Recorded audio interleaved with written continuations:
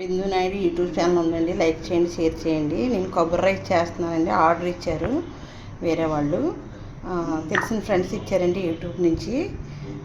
చూడండి నేను ఎలా తయారు చేస్తున్నాను కొబ్బరి రైసు. ఇవన్నీ వేసండి, అన్నీ వేసి కొబ్బరి రైస్ తయారు చేస్తున్నానండి. చూడండి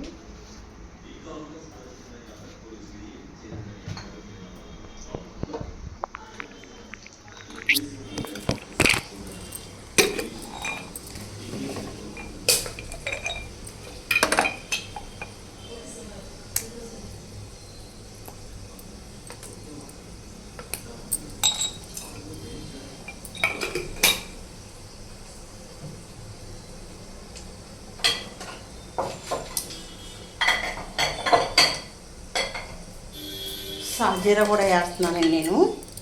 సాజీరా కొంచెం వేయాలి, 1 స్పూన్లు. 1/2 కేజీ రైస్ అండి. చూడండి నీట్గా, చాలా నీట్గా చేస్తానండి. ఇందులో నెయ్యి కూడా వేయాలండి. ఒరిజినల్ నెయ్యి అండి. చూడండి ఈ ఆయిలే వాడతాను నేను, ఇదే వాడతాను. చూడండి గీ ఎలాగ వేస్తున్నాను, గీ వేస్తున్నాను చూడండి.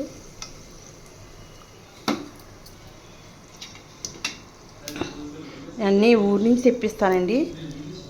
అది చాలా నీట్గా తయారు చేస్తాను.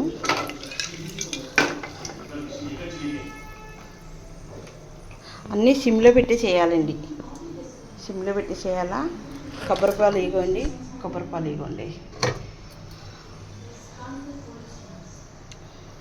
రైస్ కొంచెం వేయాలా, ఎక్కువ వేయకూడదండి రైసు.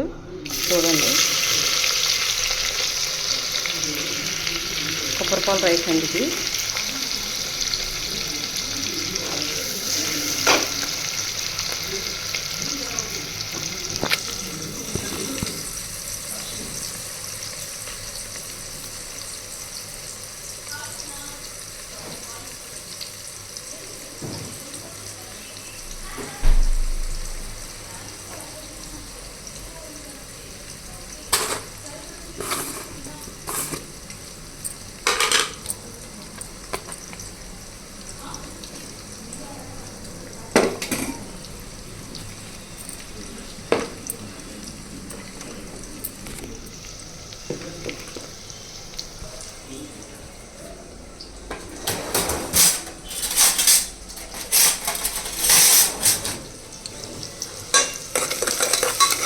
చాలా సిమ్లోనే వేపాలండి ఇదంతానే, హైలో వేపకూడదు.